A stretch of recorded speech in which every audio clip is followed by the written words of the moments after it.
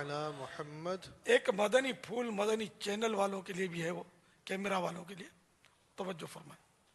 یہ جو مجھے جیسے مدنی منیاں دکھائی گئی، اب اس کا شاید حاصل یہ ہوگا کہ دو چار کل اور بڑھ جائیں مدنی منیاں.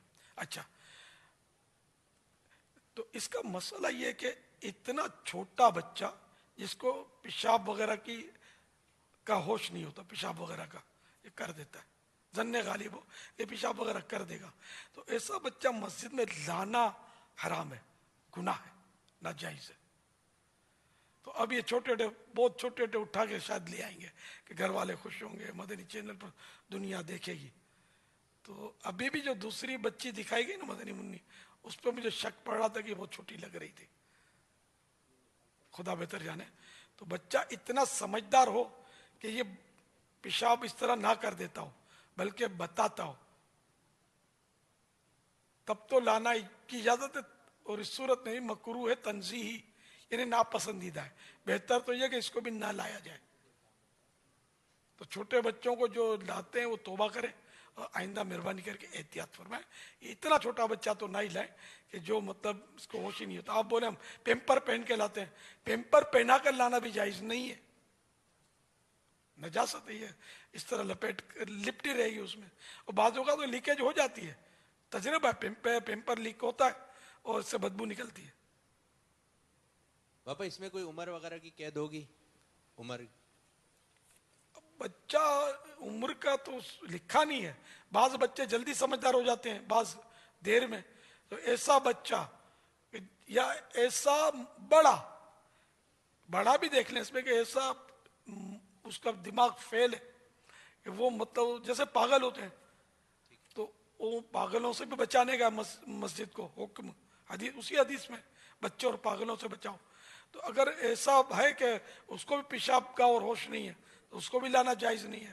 یا کوئی آسیب زدہ ہے، جن چڑھتا ہے اس کو، اس کا پیشاب خطا ہو جاتا ہے اور اس طرح کی حرکتیں کرتا ہے، تو اس کو بھی لانے کی اجازت نہیں ہے. یہاں تک کہ پاگل ہے جو، یا ایسا شخص جو زبان سے ایذا دیتا ہے، بھلے پاگل نہیں ہے، اس کو بھی جس کو قدرت حاصل ہے اس کو نکال سکتا ہے، اس پر واجب ہے کہ اس کو نکال دے مسجد سے، کہ جو لوگوں کو اپنی زبان سے ایذا دیتا ہے.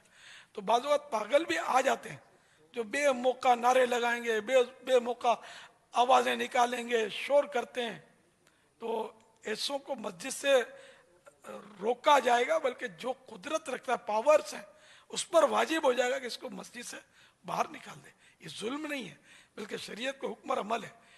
جیسے اکا دکا ایسے آتے ہیں کہ 1000 مرتبہ سمجھاؤ، جہاں نماز ختم ہوئی انہوں نے نعرے لگانے، لوگ نمازیں پڑھ رہے ہوتے ہیں، ان کو تکلیف ہوتی ہے. اب یہ مجھے تو لگتا ہے کہ مائنڈ فیل ہوتا ہوگا ان لوگوں کا کہ بار بار سمجھانے کے باوجود یہ نعرے لگاتے ہوتے ہیں. تو میری تو سمجھ میں یہ آتا ہے کہ ایسوں کو یا تو سمجھا دیا جائے، اگر پھر بھی نہیں مانتا تو اس کو پیار محبت سے مسجد میں آنے سے روکا جائے کہ دوسروں کی عبادتوں میں یہ خلل ڈالتے ہیں. اتنے رکعتیں بھول جاتے ہوں گے، پھر جواب دینے والے بھی بس بیچارے ہوتے ہیں، ان کو سب کو نکالیں گے تو بچے گا کون. تو ان کو سمجھانا آسان ہوتا ہے جواب دینے والوں کو، کہ اگر کوئی جیسے نمازیں لوگ پڑھ رہے ہیں اور نعرہ لگانا شروع کر دیا، سلام پھرا یا فاتحہ پڑھ لیا امام صاحب نے، تو کسی کو جماعت نہیں ملی ہے، ادھوری ملی ہے، کوئی کچھ لیٹ ہو گیا بیچارے کو، کوئی سنتیں پڑھ رہا ہے، کوئی نفلیں پڑھ رہا ہے، تو اس میں نعرے نہیں لگائے جاتے.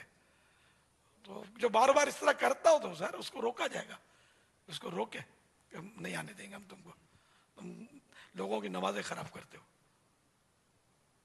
تو یہ سب کے لیے سمجھنے کی بات ہے. اور دنیا میں جہاں بھی ہیں آپ، مسجدیں اس طرح کے کام کے لیے نہیں ہے، مسجدیں نماز پڑھنے کے لیے، عبادتیں کرنے کے لیے، جس سے کسی اور کو ڈسٹربنس نہ ہو. اب جیسے کوئی نمازیں لوگ پڑھ رہے ہیں اور اب کوئی بندہ زور زور سے تلاوت کر رہا ہے، اس کو بھی تلاوت کرنے والوں کو بھی روکا جائے گا. لوگ نمازیں پڑھ رہے ہیں، ان کے نمازوں کا وقت ہے. نعت شریف پڑھ رہا ہے، اس کو بھی روکا جائے گا کہ نماز کا وقت ہے، لوگ نمازیں پڑھ رہے ہیں. تو یہ ہم بھی تلاوت جو ہے نا مدنی مذاکرے کے بعد یہ عوام میں نہیں کرتے، الگ سے مدنی چینل پر ہوتی ہے تاکہ جو سنتیں وغیرہ پڑھ رہے ہیں اس سے فارغ ہو جائیں. اور اگر سنتیں لوگ پڑھ رہے ہیں تو نعت شریف پڑھنے کی بھی میری طرف سے ان کو منع ہی کیا ہوا ہے کہ نعت بھی نہیں پڑھنی ہے.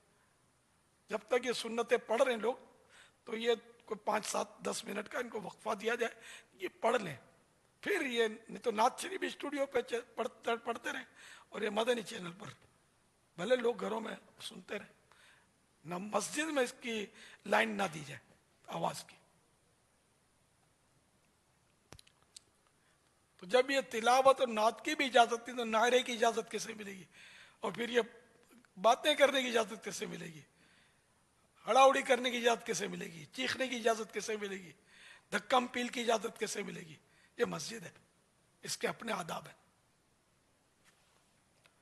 واللہ تعالی اعلم ورسولہ اعلم عز وجل وصلی اللہ تعالی علیہ وآلہ وسلم صلو علی الحبیب صلی اللہ